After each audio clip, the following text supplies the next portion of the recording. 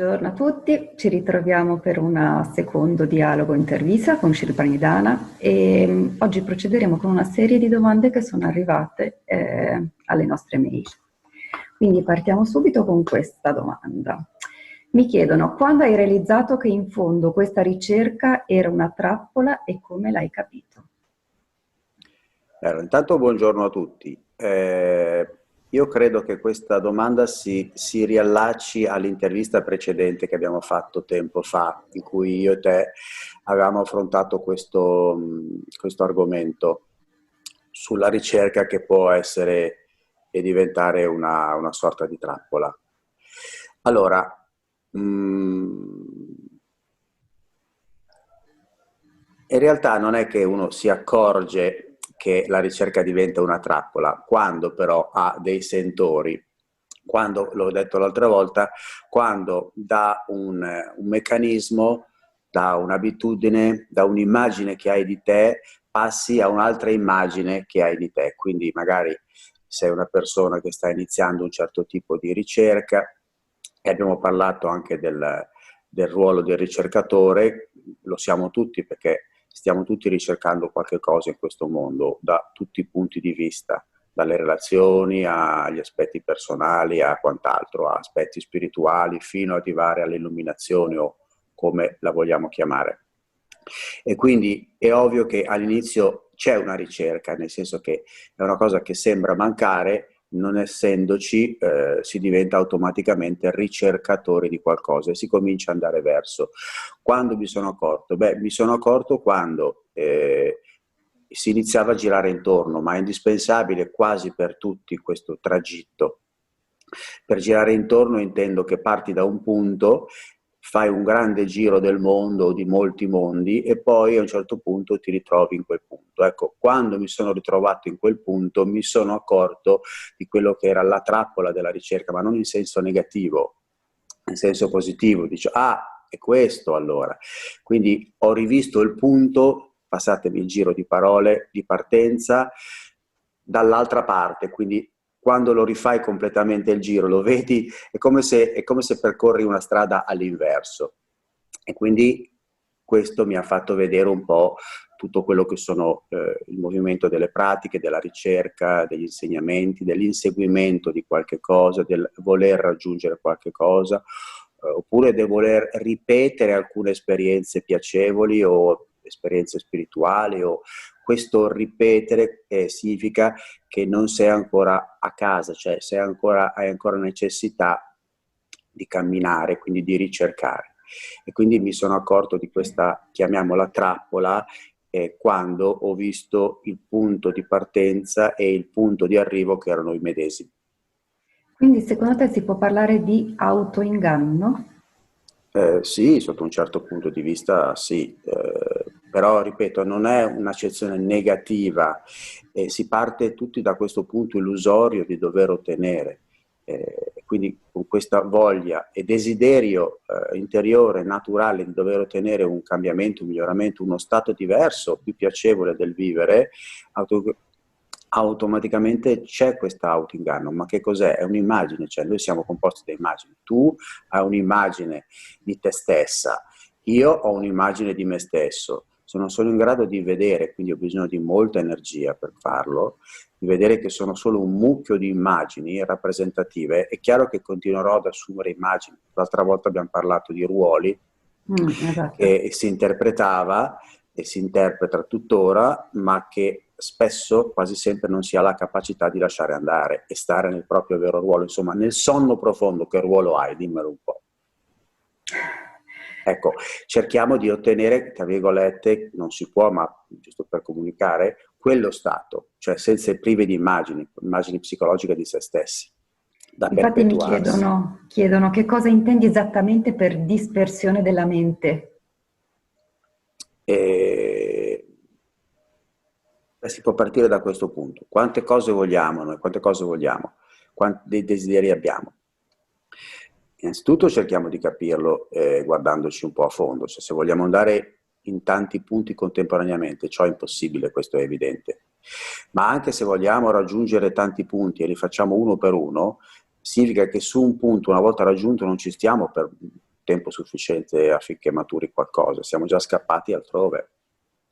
E quindi se noi continuiamo ad avere una mente che salta di qua e di là, che ha necessità di muoversi continuamente e sta seduto su un posto, cioè su un'esperienza, sul luogo, per un minimo tempo, non può conoscere esattamente nulla di dove è seduta, è già proiettata da un'altra parte. Quindi questa mente che si disperde in questo modo non è come una lente di ingrandimento, deve stare lì, no?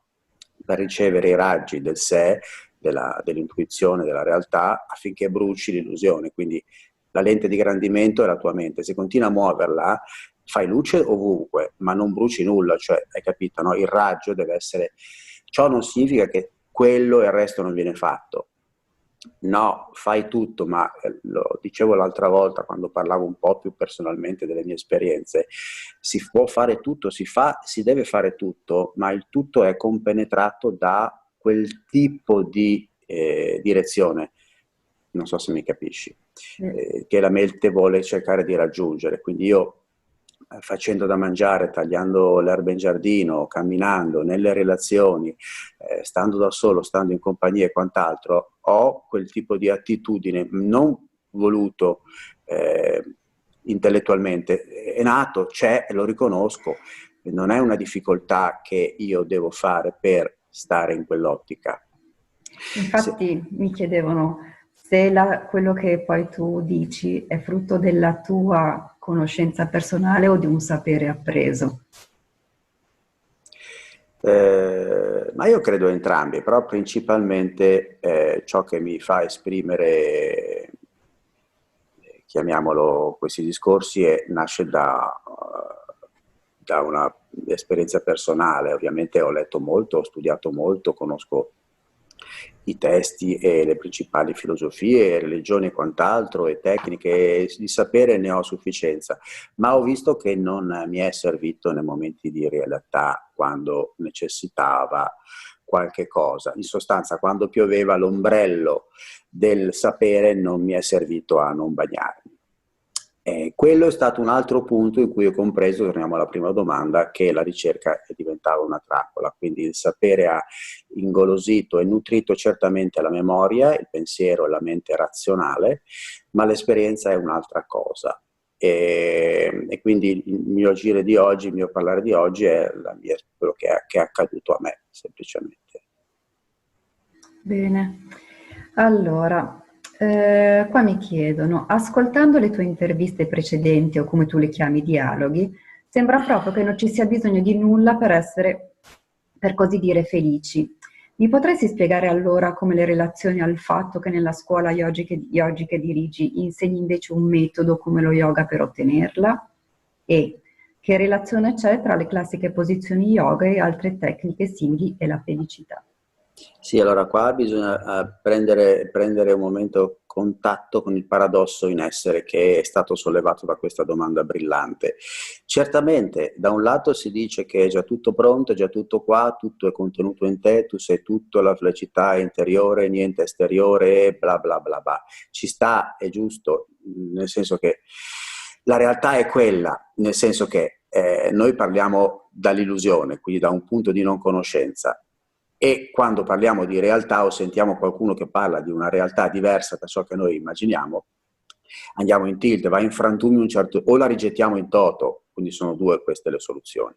È ovvio che in una condizione in cui non viviamo quello che è stato detto precedentemente o quello che si legge magari nei testi o che dicono alcuni maestri o quant'altro, siamo un po' in crisi e quindi che si fa? Si fa la pratica o non si fa? E soprattutto la domanda diretta in questo caso a me che insegno, continuo a insegnare ciò che facevo prima, cioè la pratica dello yoga partendo dalle semplici posizioni, a un contatto di sé, alle respirazioni, meditazione e quant'altro, va in contrasto con quello che magari si dice o dico in altri momenti, cioè appunto che tutto è già qui, non c'è bisogno di nulla per ottenere quello che si cerca.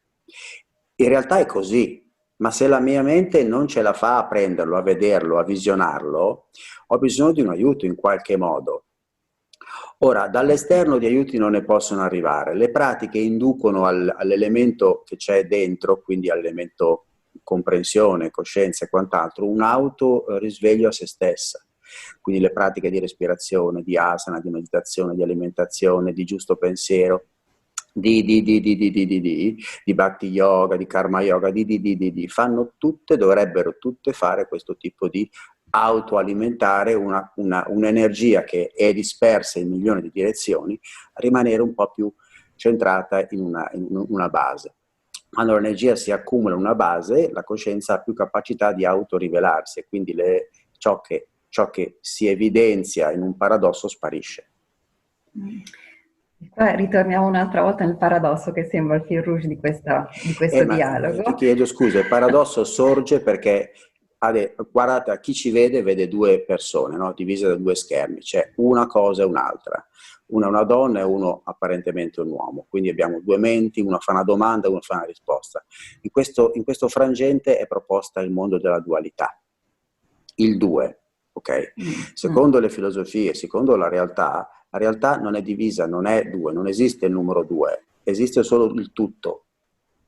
Okay? Quindi qui c'è un'unica cosa, che però, essendo noi nell'illusione e non riusciamo a comprenderla a oggi, diciamo che ci sono due persone, due facce, due pensieri, due modalità, eccetera, dividiamo. Se appare una terza persona sullo specchio, arriva un terzo elemento. Per la realtà non c'è un terzo elemento, è sempre il tutto che si manifesta attraverso un terzo, quello che noi diciamo, elemento. Quindi qui sta il gioco di un paradosso, che non ci sarebbe se la mente comprende. Se non comprende, nasce il paradosso che è la linea di demarcazione tra ciò che è e ciò che non è. E quindi dobbiamo rapportarci con questi due canali. O il mio dialogo continua a essere e parlare solo del tutto, della realtà e dell'unità e quant'altro, allora parlerò a un certo tipo di persona. Non ci sono classi di persone, sia chiaro. Per l'unità, per la realtà c'è un'unica coscienza, non ci sono diverse coscienze, diverse. Ma nel modo in cui viviamo noi, cioè apparentemente un po' all'oscuro di ciò, è chiaro che ci sono realtà diverse, comprensioni diverse, persone diverse, non so se mi capisci. E qui sta la pratica, è di qui che serve la pratica, non di là. Di là non c'è bisogno di nessuna pratica. Infatti dice, mi viene difficile comprendere come fa lei a mettere insieme la dualità con ciò che chiama unità. Mi spiego meglio. Da un lato ci dice di fare una pratica per trasformare qualcosa in qualcosa di più fine o ricettivo, e dall'altra ci dice che siamo già quello che noi cerchiamo. Mi spiace, ma torniamo alla domanda precedente e alla risposta precedente.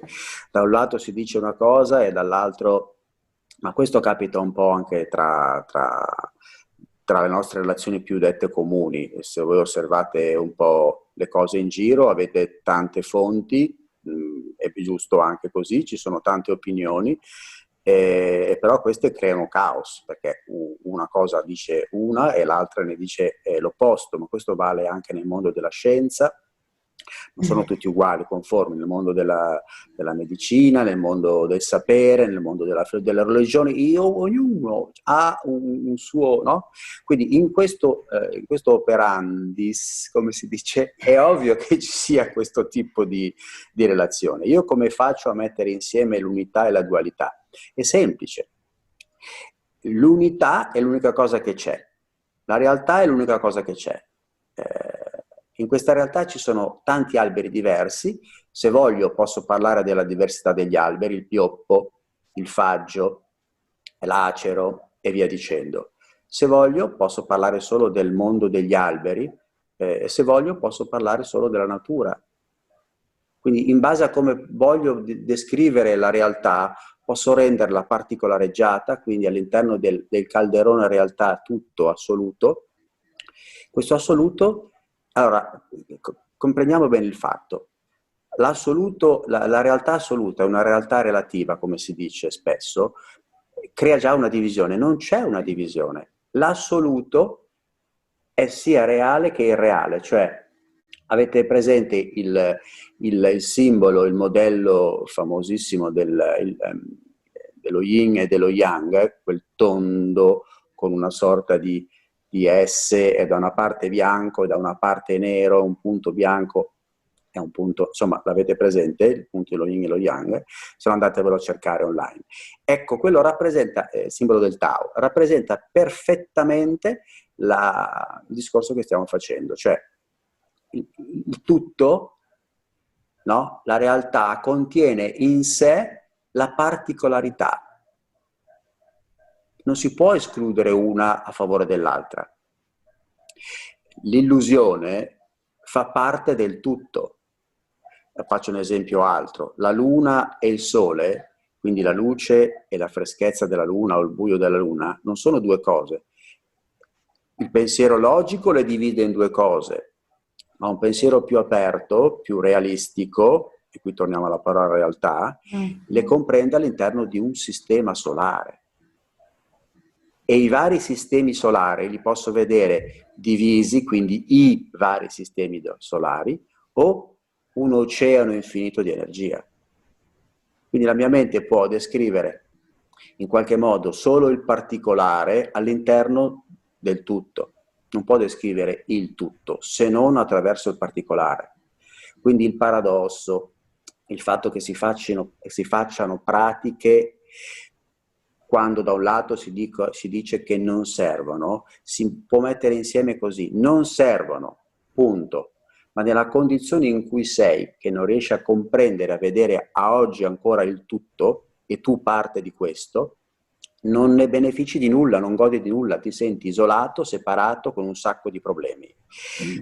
E le pratiche ti possono aiutare in una parte, non dico minima o grande, ad accumulare più energia per indagare in te stesso e vedere che cosa c'è, che cosa rimane. Non è un'azione del pensiero, Un'affermazione, dice: quando dice che lo yoga secondo lei è morto, la nostra ultimo dialogo, fa un'affermazione molto forte che la maggior parte delle persone di sicuro non condivide. Vuole aprire un po' di più su questo punto?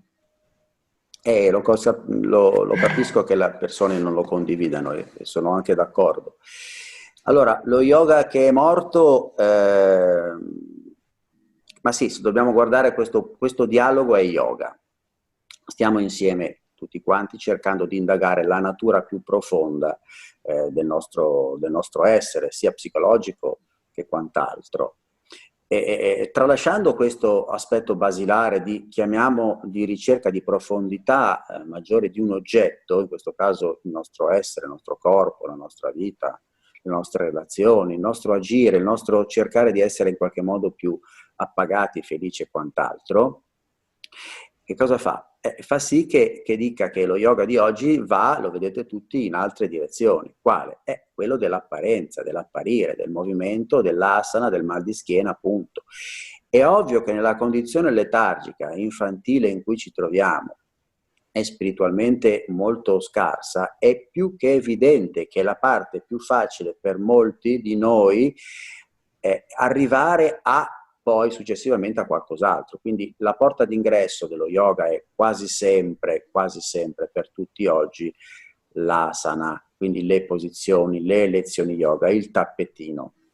Tu togli un tappetino da un centro yoga, già cambia aspetto, dice: che ci va a fare la gente lì? Allora iniziano con la meditazione, se togli anche quella è finita. Che ci andiamo a fare in un centro yoga? È vero, in realtà si dovrebbe andare per ascoltare questi discorsi e insieme cercare di comprendere la realtà della vita, delle relazioni, come migliorare. L'importanza è le relazioni, una vita di relazioni, primo con sé, automaticamente con tutti gli altri. Se guastano questi due punti, che sono uno, tutto il resto va male. Quindi è morto per questo senso. Pochi sono quelli che cercano anche attraverso le asana o quant'altro di aiutare le persone a risvegliare in sé quella cosa. Ok? Ma possiamo considerare il corpo come uno strumento della coscienza?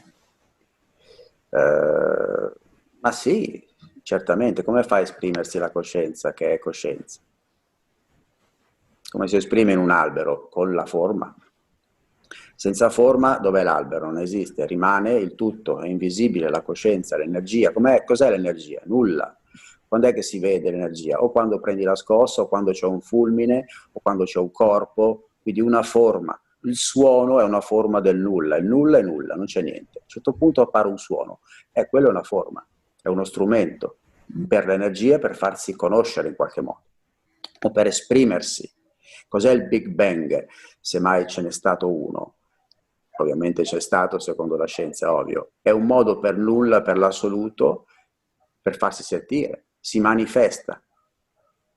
È ovvio che la forma serve, quindi il corpo assolutamente ha il suo perché, trattarlo bene, rendersi conto che esiste. Cioè, il problema dello yoga morto significa che oggi è tutto improntato solo sul corpo, 99%, il resto si salvi chi può. È il processo inverso che invece va fatto. Corpo sì, mantenuto bene con dei sistemi come l'Hatha Yoga o altri sistemi o altre filosofie o altre discipline che curino proprio l'attenzione al corpo, all'alimentazione, al pensiero, a tutto quanto che è quello che riguarda, diciamo così, l'aspetto biologico, emotivo, ok? Ma perché? Perché poi c'è questo accumulo di energia che andrebbe usato per fare aprire a certi sondaggi interiori. In realtà vogliamo vivere fino a 150 anni, ma a che pro? Cioè in che modo? Perché voglio prolungare la vita?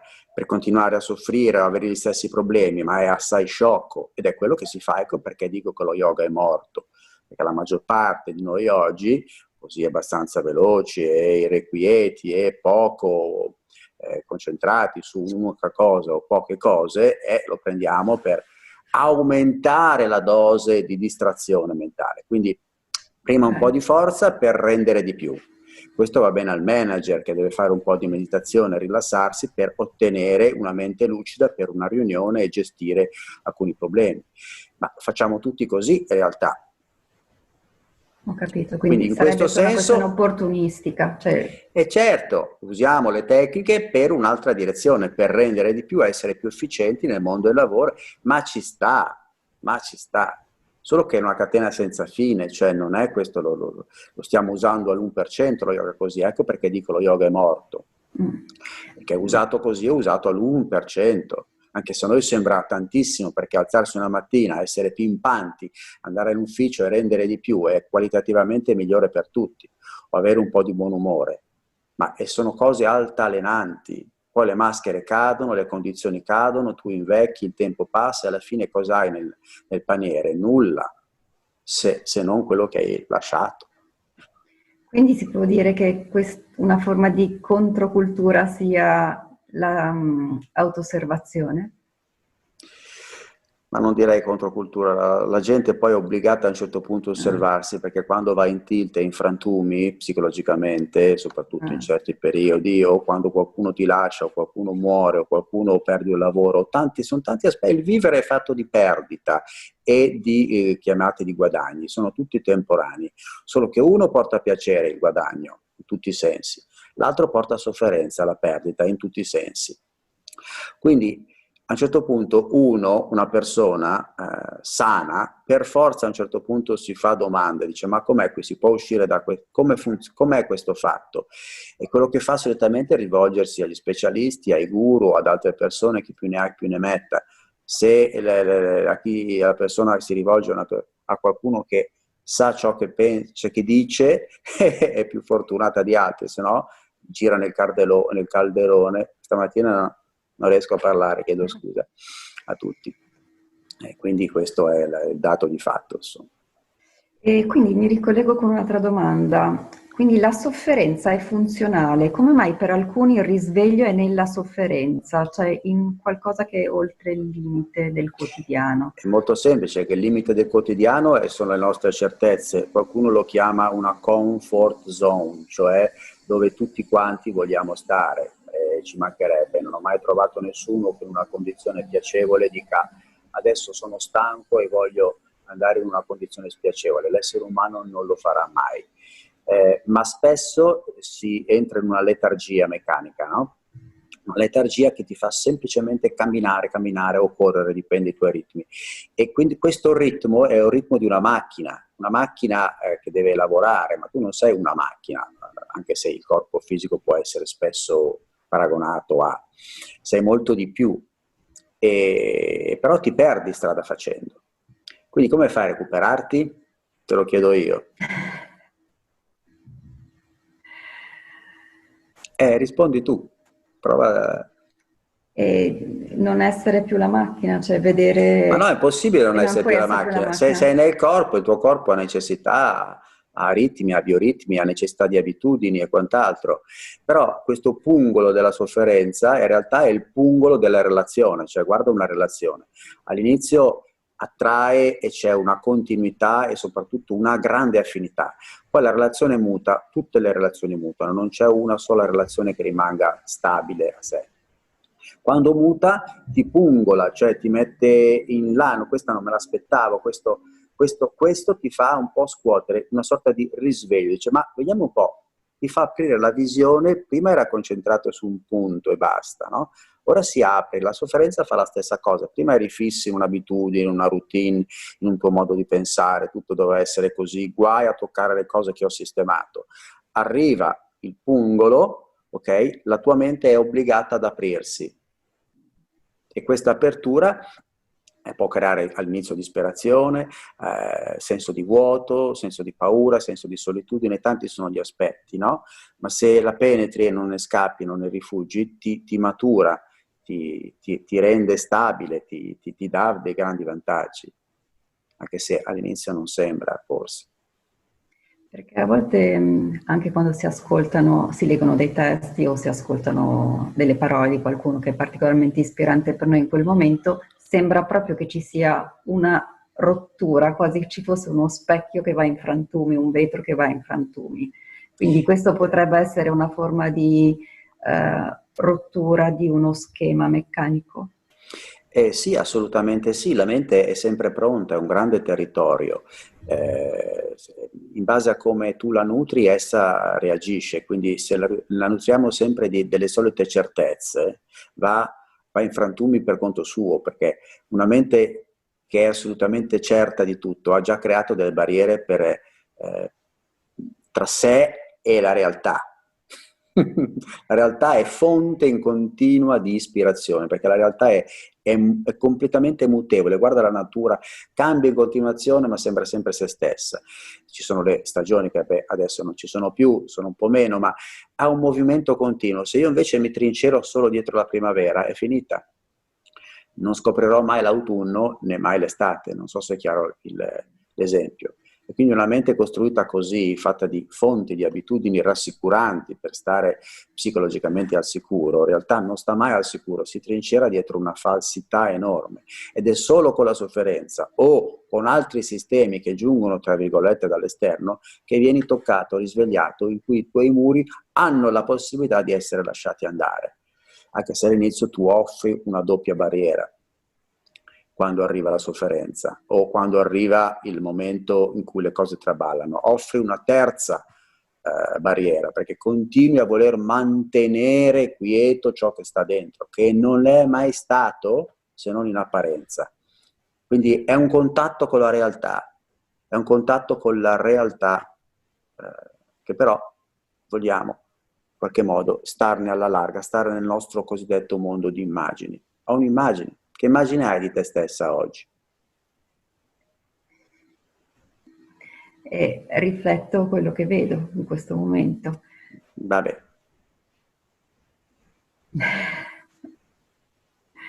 Non riesco a vedermi, posso vedermi come forma, però non so che forma ho al di là di questo aspetto. No, ma non cercare altre forme al di là non ce ne sono di altre forme al di là del tuo aspetto fisico. Io intendevo la tua immagine mentale, non abbiamo tutti delle immagini mentali. Io sono questo e quell'altro. Tu sei una donna? Sì. È un'immagine, no? Di essere donna, lo giustifica, no? Si vede, tutti lo vedono. Sei una madre di famiglia? È un'immagine mentale, tutti lo vedono, no? E tu ci sei legata. Sei un'imprenditrice e sei un insegnante yoga e sei, tutte questi sei e sono immagini di te stessa. Se combaciano bene con il tuo mondo circostante, le due relazioni, la relazione va bene, ma se l'immagine che tu hai di te stessa non collima con l'immagine di tuo marito, che non desidera l'insegnante yoga, né l'imprenditrice, né quant'altro, c'è frizione, c'è un problema. Quindi il discorso nostro, psicologico, emotivo, è solo una questione di immagini. Io ho una mia immagine, tu una tua, possono trovarsi a volte no. Ma il fattore dello yoga è liberarsi, lavarsi, sciacquarsi da ogni immagini, in modo che tu rimani priva di immagini, io rimango privo di immagini, nasce una meravigliosa relazione. Ma chi? Tra me e te? No, tra tutto. Quindi questo è quello che si definisce come disidentificazione Sì, dall'ego, dalle immagini, qualche- sì, dalle dalle immagini. immagini. Non è difficile, basta avere energia sufficiente per guardarsi. Non è difficile. È così, la realtà di tutti hanno immagini. C'è il poeta, l'immagine del poeta, lo vedi, c'ha la barba, c'ha la pipa, c'ha una sedia gialla come questa, e poi c'è l'immagine di quello che è un po' titubante su tutto, l'immagine di quello irrequieto, le immagini o comportamenti che sono indotti dall'immagine che hai di te. Ma quando uno scopre che l'immagine può essere sciacquata e dietro l'immagine c'è un lago infinito di tutto, è molto più tranquillizzante.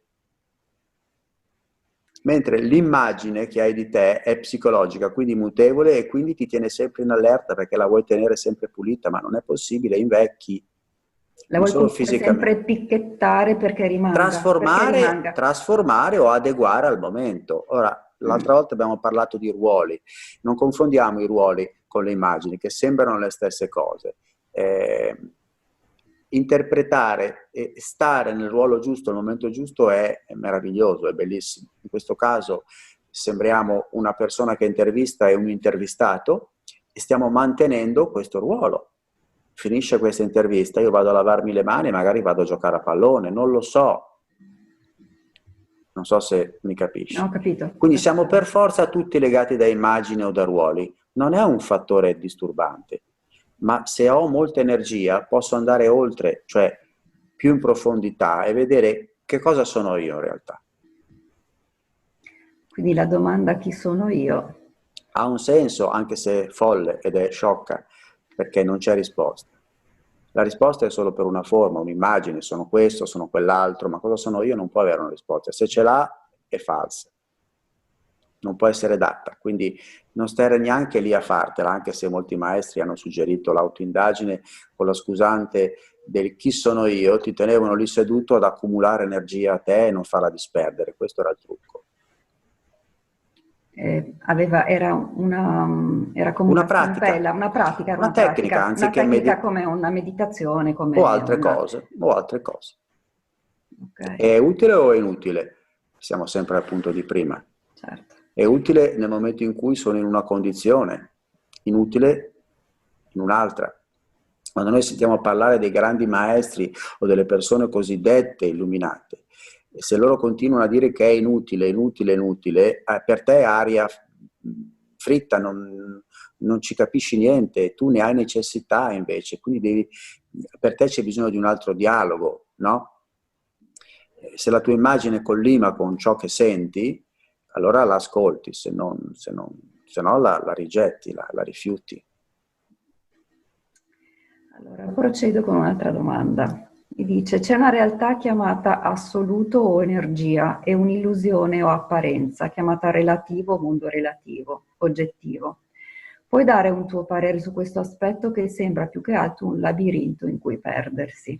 Allora, è un labirinto se quando l'affrontiamo sempre con la mente duale, cioè la mente razionale. La mente razionale anche qui nel tutto, in quello che è inconcepibile o insondabile, vuole trovare dei punti, dei perché, delle stanze e dei limiti. L'ho detto all'inizio di questo incontro di oggi. Noi consideriamo le cose a segmento, quindi vogliamo da scienziati analizzare gli aspetti dell'esistenza. Allora, gli aspetti sono analizzabili: caldo, freddo, denso, solido, liquido, l'eterico. Quando ci spostiamo poi in altri aspetti, gli aspetti cadono e quindi possiamo considerare l'energia, il tutto, l'assoluto, come dicevamo prima, assoluto e relativo, non due cose, una cosa. Guardate la cosa da questo punto di vista e si smette di discutere. Quando invece le separo, è chiaro che queste due non riescono ad andare insieme per la mia mente e cerchi in ogni modo di attaccare l'assoluto, che non si sa bene cosa sia, o l'energia, che è un'altra parola bellissima, poetica, ma no? Con le cose relative che vediamo, che tocchiamo, che sentiamo attraverso i cinque sensi, no? Ma i cinque sensi sono all'interno, sono l'assoluto. Non c'è distinzione nell'assoluto, nell'eternità, non c'è una spaccatura tra A. Noi adesso la stiamo facendo. Abbiamo capacità, vi ricordate nell'incontro precedente, l'autocoscienza nel momento in cui si afferma crea la separazione. Auto, self, me. Tu dici la tua autocoscienza, io dico siamo autocoscienti entrambi, in chiaro siamo separati. Certo. Infatti mi chiedono, se faccio questa uguaglianza, consapevolezza uguale a vera coscienza di, mi avvicino al concetto? Ma di nuovo stai cercando con la mente razionale, stai cercando e lo imputi come un concetto, ma la realtà, la vita non è un concetto, santo Dio. Quindi stiamo cercando di trovare un concetto nuovo perché quello vecchio non va, e quindi procedendo per concetti, per step, procediamo sempre al solito modo, non arriveremo da nessuna parte. Quindi non ho anche ben capito la domanda, ma consapevolezza uguale, uguaglianza, cosa è? Ripeti, scusami. Se faccio questa uguaglianza, consapevolezza uguale avere coscienza di, mi avvicino al concetto?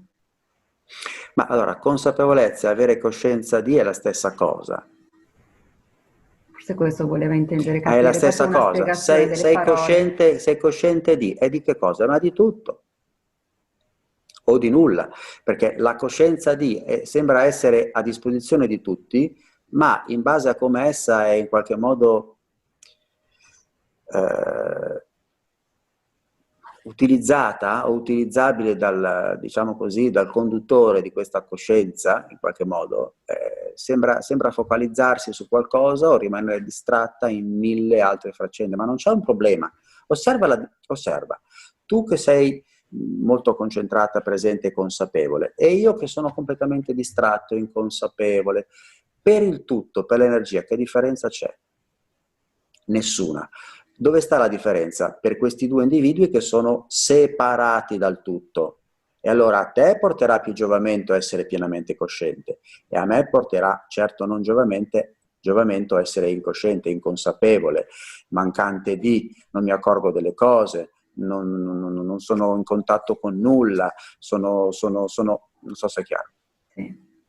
Quindi all'interno del calderone tutto, energia, coscienza, assoluto, chiamala come ti pare, c'è una parte che prende la forma di un'autocoscienza a riconoscersi, ed è una fregatura perché quell'auto crea la separazione come entità a sé stante. Da che? Dalla natura, da tutto. Siccome che la riconosci, tu puoi riconoscere solo una cosa che sta fuori te. Io riconosco te, la tua faccia, per forza sei fuori. Non so se è chiaro. Se io invece ritorno all'origine, dove tutto è all'interno di questo grande contenuto assoluto, te, la natura, l'elefante, la formica, la sedia, è tutto uguale, se non per forme differenti.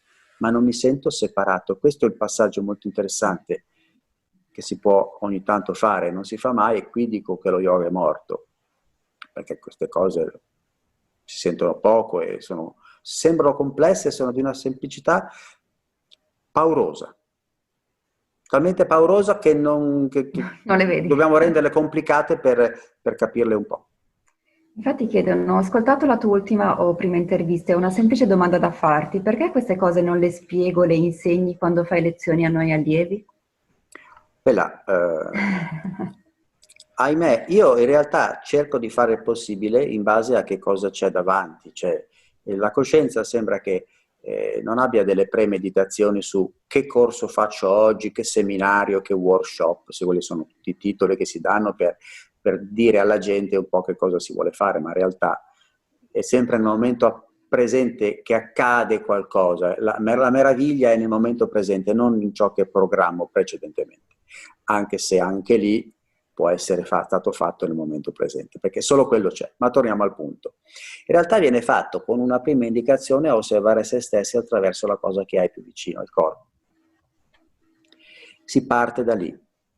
E poi se hai necessità sarai tu a farti in qualche modo avanti attraverso domande, attraverso tuoi desideri che ti proiettano in una direzione. In realtà viene fatto anche nelle lezioni di Hatha Yoga, dove sembra che è solo ginnastica.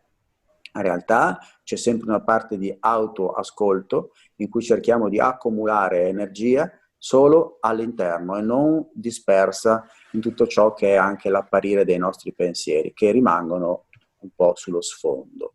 Questo è già un inizio. Cioè è un modo diverso di interpretare una Certo, pratica. questi discorsi a lezione non si possono fare, perché la gente che viene e si iscrive alle lezioni di yoga non si aspetta questo. Se gli offri questo, scappano tutti all'inizio. E tu devi riuscire comunque a mantenere in piedi, visto che hai questo ruolo.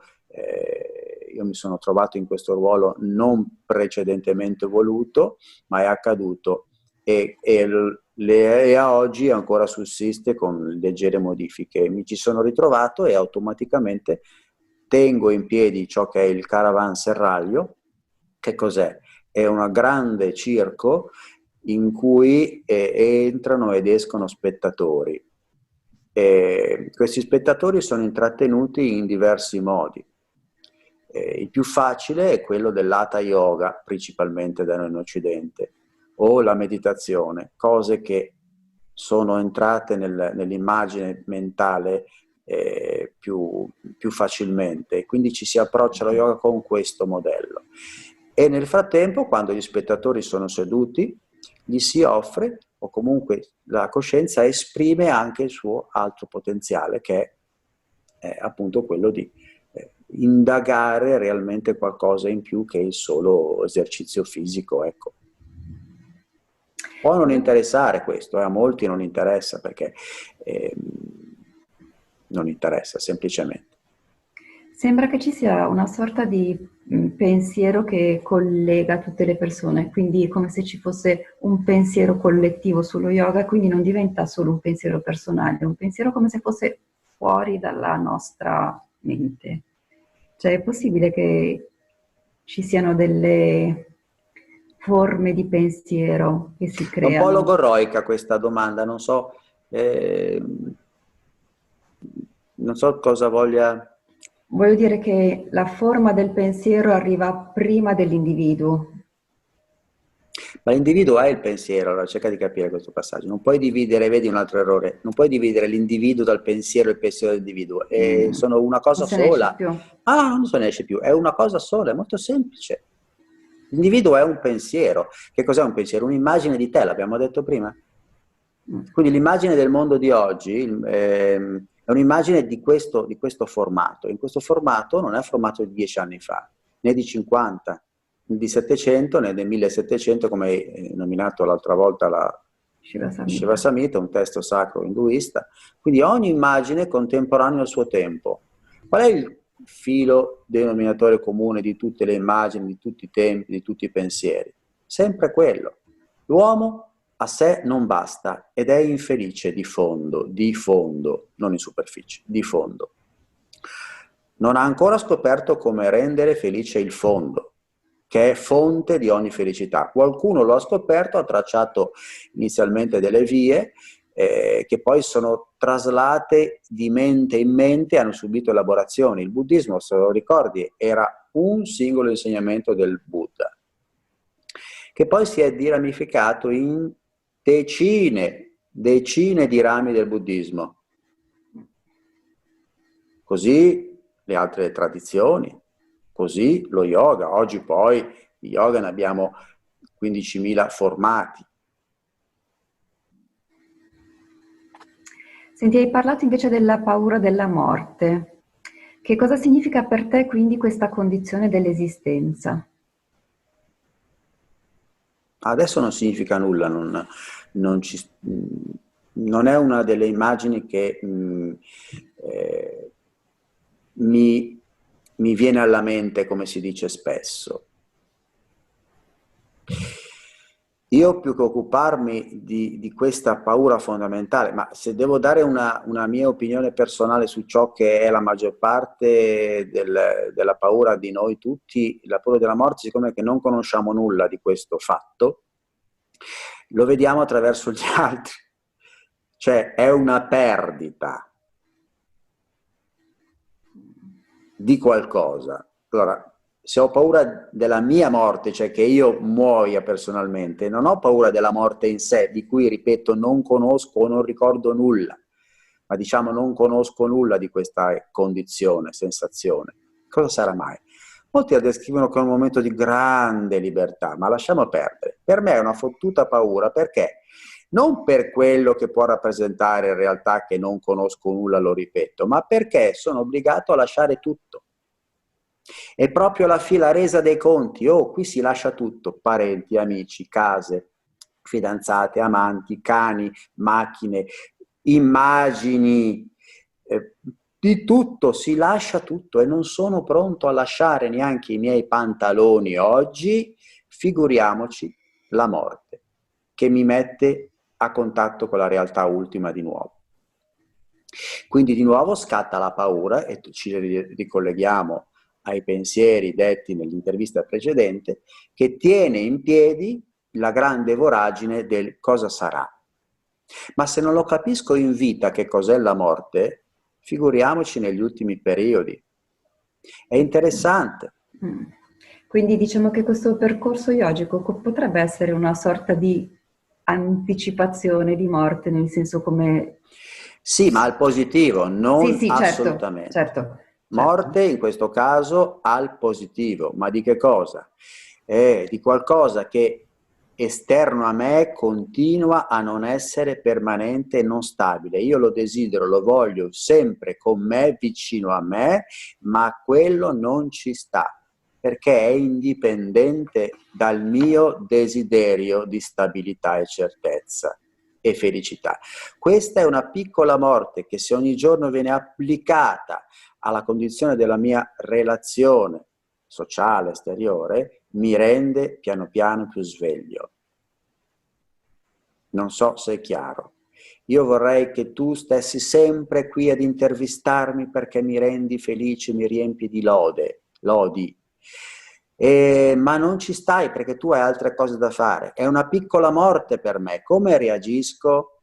Se reagisco tristemente, ansioso di una prossima intervista, ambizioso e mi do da fare, che cosa ne sarà? Mi logorerò, perché tanto tu sei indipendente.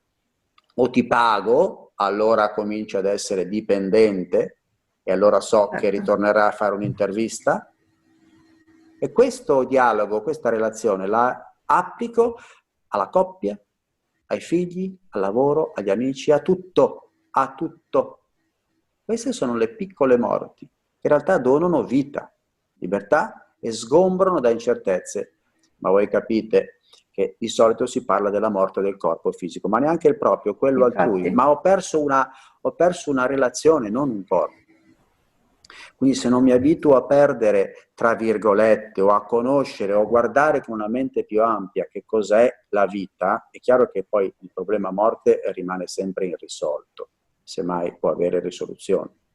Quindi si potrebbe anche, invece di dire vita-morte, addormentamento e risveglio. Si potrebbe fare questo per rendere più leggero il... Ma anche qui, perché rendere più leggero? Siamo realisti, con la storia di alleggerire il tutto abbiamo ucciso lo yoga e tutte le altre pratiche. Stemperare in continuazione per adattare al nostro modo di operare, va bene, non c'è niente da addormentare, da svegliare, c'è semplicemente da accumulare energia in un punto, mantenerla lì e vedere che succede. Noi abbiamo 200.000 cose che vogliamo fare, raggiungere, ottenere, e cambiare sedia ogni 10 secondi. Oggi col mondo online è anche più facile cambiare sedia, arrivano miliardi di informazioni, tutte cose interessanti, opinioni contrastanti, ciò che rimane è un po' di caos interiore, e non c'è energia per trovare una risposta interiore. Ma tieni la tua energia, mantienila lì, siediti lì, non ci stai. Ma perché è molto più facile andare in giro, è molto più, siamo portati ad andare in giro. Allora, l'ultima domanda, che dici che la vita è un'offerta da cogliere. Certo, l'ho detto io. Sì. Ma anche se non l'avessi detto io, quando mi riferisco a io, di nuovo tu hai un'idea di cosa io intenda con l'ho detto io. Io spesso e volentieri uso ormai meccanicamente anche per me la parola io, tu, gli altri, così, ma c'è un grande flusso, un mare che si muove per conto suo e offre condizioni. Ora, se sei girato dalla parte opposta non lo vedi, è molto semplice. Qual è la parte giusta? Ma non c'è una parte giusta, sgombra ogni parte e sia aperto a 360 gradi, ma se la mente non è quieta in qualche modo, è difficile con una mente confusa, ricca di tensioni. Qui torniamo alla base delle pratiche dell'intervista all'inizio di questo dialogo. Se è tutta presa da coso, la prima cosa da fare è white please, e cercare di dargli un nutrimento. E lì viviamo tutti in quello strato lì più o meno la maggior parte delle persone. Da lì si cerca di fare delle grandi filosofie, cercare la realtà ultima, la felicità, la morte, i miracoli. Da lì, da quella condizione di siamo al Luna Park, stiamo sparando ai pupazzi, stiamo girando sulle giostre, siamo in questo moto e da lì vogliamo fare tutto il resto, ma non si può. Scendi dalla giostra, ferma un momento, nutri un po' di più e accumula energia. Non significa stare fermi immobili, meditando. Quello è un particolareggiato modo di... Si può anche camminare meditando. Questa è meditazione per chi la sa cogliere. Assorbire te stesso, tutta la tua esistenza in questa intervista è meditazione. Se invece l'ascolti, bevi il caffè, giri, rispondi al telefono, la guardi, sbadigli, poi giri, cambi canale, cioè il piano delle giostre in cui viviamo tutti, non vai mai da nessuna parte, anche se ti sembra che ti stanchi molto. Infatti alla sera sei molto stanco. Perfetto, mi sembra che questa sia una considerazione su cui meditare. Ma non lo so. lo vedremo. Lo vedremo. Va bene. E allora ringrazio. A te e a tutti voi. Grazie mille. Arrivederci. Buona giornata. Ciao. Buona giornata.